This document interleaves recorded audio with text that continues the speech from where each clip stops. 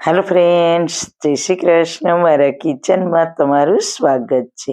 આજે હું કોઈ રેસીપી લઈને નથી આવી, પણ બટેટાનો સાબુ બનાવીશું. બટેટાના ફાયદા તો આપણે બધા જાણીએ જ છીએ. કાચા બટેટા તમારી સ્કિનને ચમકદાર બનાવવામાં મદદ કરે છે. બટેટામાં એન્ટી એજિંગ ગુણ હોય છે, જે ત્વચા પર દેખાતી કરચલીઓને પણ ઓછી કરવામાં મદદ કરે છે. બટેટા તમારા ચહેરા પરના ડાઘ અને ફોલ્લીઓને દૂર કરે છે. આ સાબુનો રેગ્યુલર ઉપયોગ કરવાથી સ્કિનના બધા પ્રોબ્લેમ દૂર થઈ જશે. તો ચલો બટેટાનો સાબુ બનાવવાનું સ્ટાર્ટ કરીએ. રેસીપી સ્ટાર્ટ કર્યા પહેલા જો તમને મારી રેસીપી ગમતી હોય અને હજુ સુધી ચેનલને સબસ્ક્રાઇબ ના કરી હોય તો પ્લીઝ સબસ્ક્રાઇબ કરજો અને બાજુમાં આપેલ બેલ આઇકન પ્રેસ કરજો, એટલે નવી નવી રેસીપીના નોટિફિકેશન મળતા રહે. વાળના તમામ પ્રકારના પ્રોબ્લેમ સોલ્વ કરતું આયુર્વેદિક તેલ, જે અમે લોકો ઘરે જાતે તૈયાર કરીએ છીએ, કોઈ કેમિકલ્સના ઉપયોગ વગર, બિલકુલ નેચરલ છે. ઘણી આયુર્વેદિક જડીબુટી ભેગી કરી આ આયુર્વેદિક તેલ તૈયાર કરવામાં આવે છે. જો તમારે ખરીદવું હોય તો તેના ઓર્ડર અમે લઈએ છીએ. ઓર્ડર કન્ફર્મ કરવા માટે વોટ્સએપ નંબર સ્ક્રીન ઉપર જોઈ શકો છો. જો તમારે આ તેલનો પૂરો વિડીયો જોવો હોય તો તમને આ ચેનલ પર મળી જશે અને ડિસ્ક્રિપ્શન બોક્સમાં લિંક પણ મૂકેલી છે. સૌથી પહેલા સ્કિન માટે ખૂબ જ ફાયદાકારક સાબુ બનાવવા માટે મેં અહીંયા સોપ બેઝ લીધું છે. એક કાચા બટેટાને ધોઈને છાલ ઉતારીને લીધું છે. 1 ચમચી ફ્રેશ એલોવેરા પલ્પ લીધો છે. જો તમારી પાસે ફ્રેશ એલોવેરા પલ્પ ના હોય તો તમે માર્કેટમાં એલોવેરા જેલ મળે છે તે પણ લઈ શકો. 1 ચમચી નાળિયેર તેલ લેવાનું. આ તેલ મેં ઘણી આયુર્વેદિક જડીબુટીઓમાંથી તૈયાર કર્યું છે. તેની લિંક ડિસ્ક્રિપ્શન બોક્સમાં મૂકેલી છે. તમે કોઈ પણ નાળિયેર તેલ કે બદામનું કે તલનું કોઈ પણ તેલ લઈ શકો. 1 વિટામિન ઈની કેપ્સ્યુલ લીધી છે. હવે આપણે બટેટાને ખમણીથી છીણી લઈએ. જો તમારે બટેટાને આ રીતે છીણવું ના હોય તો તેના નાના ટુકડા કરીને મિક્સર જારમાં પીસી પણ શકો. બટેટાને મેં ખમણીને તૈયાર કરી લીધું છે. હવે એક બાઉલ પર ગળણી રાખીને તેમાં છીણેલા બટેટાને ઉમેરીને બટેટાના રસને ગાળી લઈએ. આ રીતના ચમચીથી પ્રેસ કરીશું એટલે બધો જ રસ ગળાઈ જશે. રસ સરસ રીતના ગળાઈ ગયો છે. તેમાં 1 ચમચી ફ્રેશ એલોવેરા પલ્પ ઉમેરીશું. એલોવેરા આપણી ડ્રાય સ્કિનને મોઇશ્ચરાઇઝ કરીને ખૂબ જ સોફ્ટ બનાવે છે.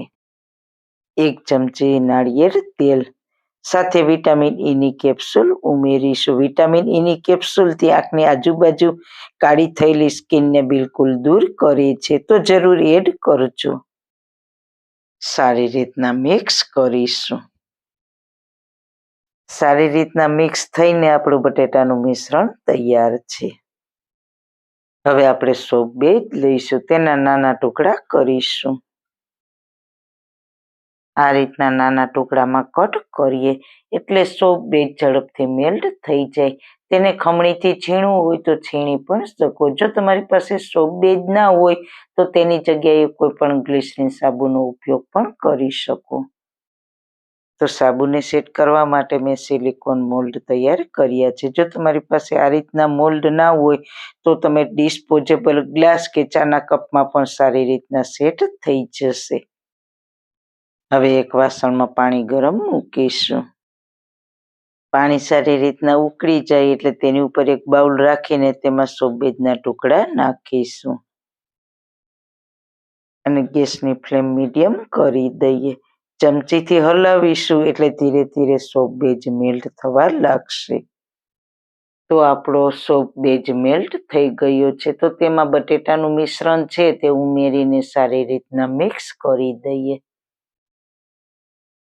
મિશ્રણ ઉમેરીને વધારે નથી હલાવવાનું. તો બસ આપણું સાબુ બનાવવા માટેનું મિશ્રણ તૈયાર છે. તો ગેસની ફ્લેમ બંધ કરીને તેને ફટાફટ મોલ્ડમાં ટ્રાન્સફર કરી લઈએ. થોડું ધ્યાન રાખવાનું, ગેસની ફ્લેમ બંધ કરીને ફટાફટ મિશ્રણને મોલ્ડમાં સેટ થવા માટે ટ્રાન્સફર કરી દેવાનું, કારણ કે સાબુ ઝડપથી જામી જાય એટલે. હવે તેને સેટ થવા માટે 4-5 કલાક સાઈડ પર રાખી દઈએ, એટલે તે સરસ રીતના સેટ થઈ જશે. તો 5 કલાક થઈ ગઈ છે, તો આપણો બટેટાનો સાબુ સારી રીતના સેટ થઈ ગયો છે. તો તેને ડિમોલ્ડ કરી લઈએ. એકદમ આસાનીથી સાબુ ડિમોલ્ડ થઈ જાય છે. આ બટેટાનો સાબુ આપણી સ્કિન પર કોઈ ડાઘ ફોલ્લીઓ હશે તો તેને દૂર કરશે. આ સાબુનો રેગ્યુલર ઉપયોગ કરવાથી સ્કિનના બધા જ પ્રશ્નો સોલ્વ થઈ જશે. તો તમે પણ એકવાર જરૂર બનાવો અને તેનો રેગ્યુલર ઉપયોગ કરો, એટલે સ્કિનના બધા જ પ્રશ્નો સોલ્વ થઈ જશે.